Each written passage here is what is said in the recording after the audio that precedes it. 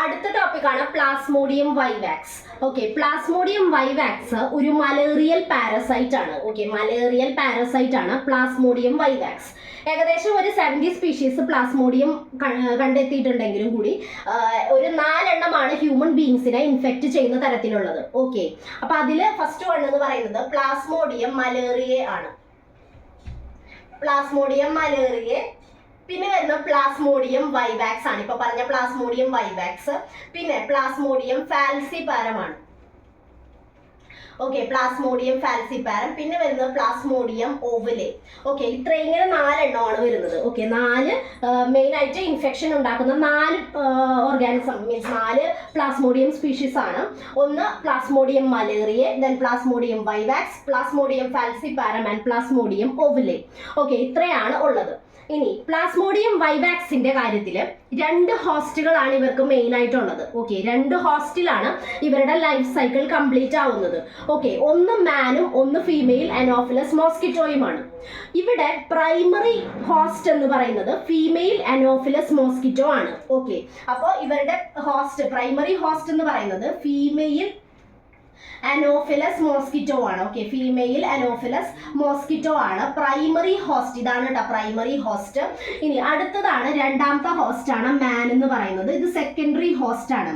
ഇവിടെ മാൻ secondary host ആവാൻ കാരണം എന്താന്ന് വെച്ചാൽ അസെക്ഷുവൽ സ്റ്റേജ് കംപ്ലീറ്റ് ചെയ്യുന്നത് അല്ലെങ്കിൽ നടക്കുന്നത് മാനിലാണ്. അതുകൊണ്ടാണ് സെക്കൻഡറി ഹോസ്റ്റ് ആവുന്നത്.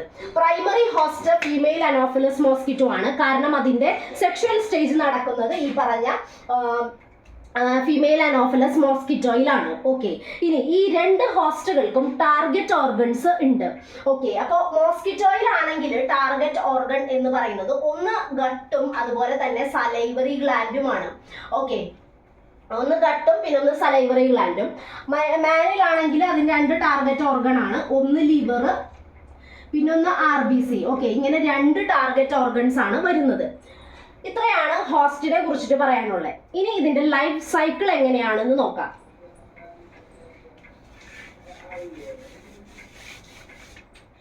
ഓക്കെ, അപ്പോൾ ഇനി ഇതിന്റെ ലൈഫ് സൈക്കിൾ എന്ന് പറയുന്നത് ഇൻഫെക്റ്റഡ് ആയിട്ടുള്ള ഫീമെയിൽ അനോഫിലസ് മോസ്കിറ്റോ ബ്ലഡിന് വേണ്ടിയിട്ടാണ് ബൈറ്റ് ചെയ്യുന്നത്. അത് എന്തിനാന്ന് വെച്ചാൽ അവരുടെ റീപ്രൊഡക്ഷൻ വേണ്ടിയിട്ടാണ് ബ്ലഡ് യൂസ് ചെയ്യുന്നത്.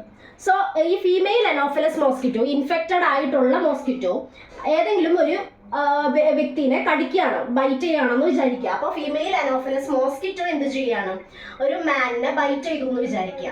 സ്വാഭാവികമായിട്ടും അയാളുടെ ഉള്ളിലേക്ക് ഈ പാരസൈറ്റ്സ് എൻ്റർ ആവും അല്ലേ.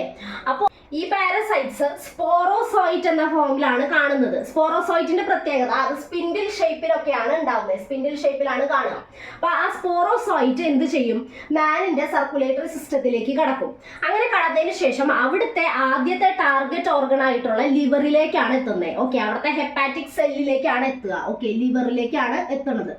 ഓക്കെ, അവിടെ എത്തി അവിടുത്തെ ന്യൂട്രിയൻസ് എല്ലാം ഇൻടേക്ക് ചെയ്തതിന് ശേഷം അതൊന്ന് റൗണ്ടഡ് ആയി കുറച്ചൊന്ന് ഡെവലപ്പ് ചെയ്തതിന് ശേഷം അത് ഷൈസോണ്ട് സ്റ്റേജിലേക്ക് പോവാണ്. ഓക്കെ, ഷൈസോണ്ട് എന്ന് പറഞ്ഞൊരു സ്റ്റേജ് ഉണ്ട്.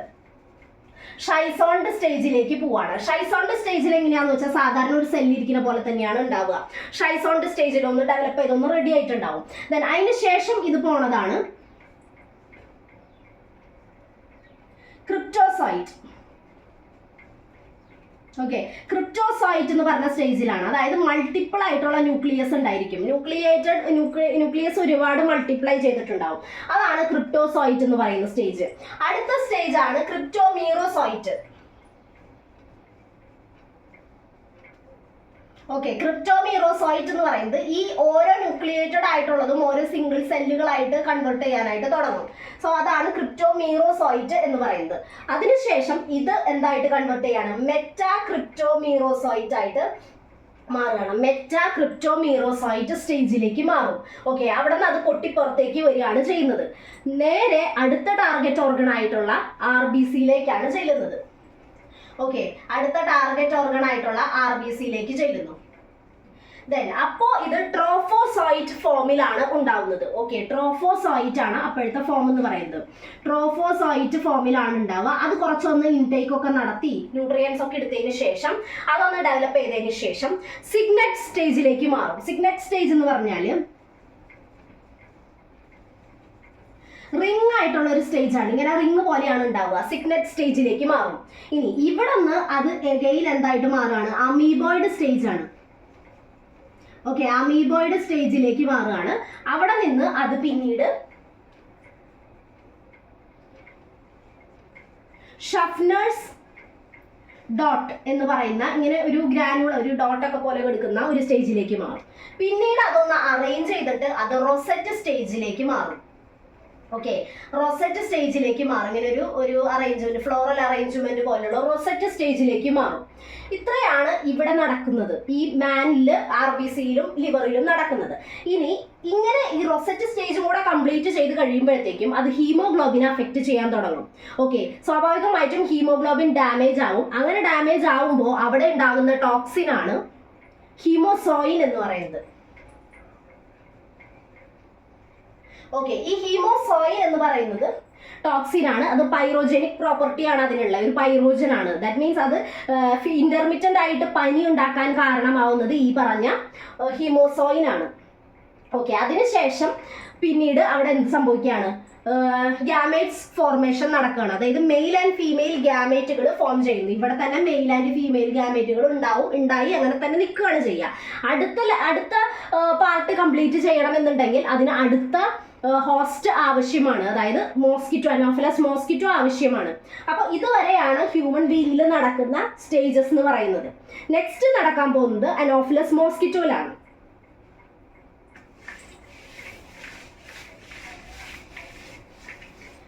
ഇനി ഏതെങ്കിലും ഒരു മോസ്കിറ്റോ ഈ ഇൻഫെക്റ്റഡ് ആയ പേഷ്യന്റിനെ ബൈറ്റ് ചെയ്തിട്ടുണ്ടെങ്കിൽ ഇപ്പൊ പറഞ്ഞ മെയിൽ ആൻഡ് ഫീമെയിൽ ഗ്യാമേറ്റ്സ് ഉണ്ടല്ലോ, അത് ആദ്യമായിട്ട് ചെല്ലുന്നത് ഈ പറഞ്ഞ മോസ്കിറ്റോയുടെ ഗട്ടിലേക്കാണ്. ആദ്യത്തെ ടാർഗറ്റ് ഓർഗൺ ആയിട്ടുള്ള ഗട്ടിലേക്ക് ചെല്ലും.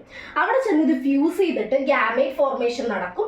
അതിനുശേഷം അത് സൈഗോട്ട്, ഇപ്പൊ ഗ്യാമേറ്റ്സ് ഫ്യൂസ് ചെയ്തിട്ട് അതെന്തായിട്ട് മാറുകയാണ്? സൈഗോട്ട് ഉണ്ടാവും. സൈഗോട്ട് ഊകൈനീറ്റ് എന്ന് പറയുന്ന സ്റ്റേജിലേക്ക് പോകും. അതിനുശേഷം ഊസൈറ്റ് ആയിട്ട്, അതായത് റെസിസ്റ്റന്റ് ആയിട്ടുള്ള ഊസൈറ്റ് എന്ന് പറയുന്ന സ്റ്റേജിലേക്ക് മാറുകയാണ്.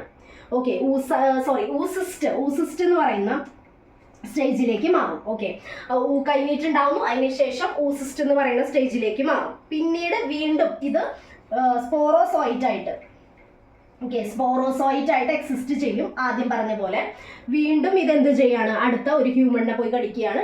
വീണ്ടും ഇതേ സൈക്കിൾ കംപ്ലീറ്റ് ചെയ്തുകൊണ്ടിരിക്കുകയാണ്. ഇതാണ് ഈ പ്ലാസ്മോഡിയം വൈവാക്സിന്റെ ലൈഫ് സൈക്കിൾ എന്ന് പറയുന്നത്. ഇനി ഇതിനെ അവോയ്ഡ് ചെയ്യാനുള്ള മെഷേഴ്സ് എന്ന് പറഞ്ഞാൽ മോസ്കിറ്റോ പരമാവധി റിപ്പൽ ചെയ്യാന്നുള്ളതാണ്, അവോയ്ഡ് ചെയ്യാന്നുള്ളതാണ്. അതായത് ആൻറ്റി മോസ്കിറ്റോ ക്രീംസ് യൂസ് ചെയ്യാം. പരിസരമൊക്കെ വെള്ളമില്ലാതെ കെട്ടി നിൽക്കുന്ന സ്റ്റാഗ്നന്റ് വാട്ടേഴ്സ് ഉണ്ടെങ്കിൽ അത് റിമൂവ് ചെയ്യാം. പിന്നെ ഡ്രാഗൺ ഫ്ലൈ പോലെയുള്ള നാച്ചുറൽ എനിമീസിനെ ഉപയോഗിച്ചിട്ട് അതിനെ ഡിസ്ട്രോയ് ചെയ്യാം. അങ്ങനെയൊക്കെയുള്ള കാര്യങ്ങളാണ്. പിന്നെ മെഡിക്കേഷൻസും കാര്യങ്ങളൊക്കെ കറക്റ്റായിട്ട് ചെയ്യുക. ഇത്രയൊക്കെയാണ് മെയിനായിട്ടും ഈ ഒരു പ്ലാസ്മോഡിയം വൈവാക്സിനെ കുറിച്ചിട്ട് പറയാനുള്ളത്.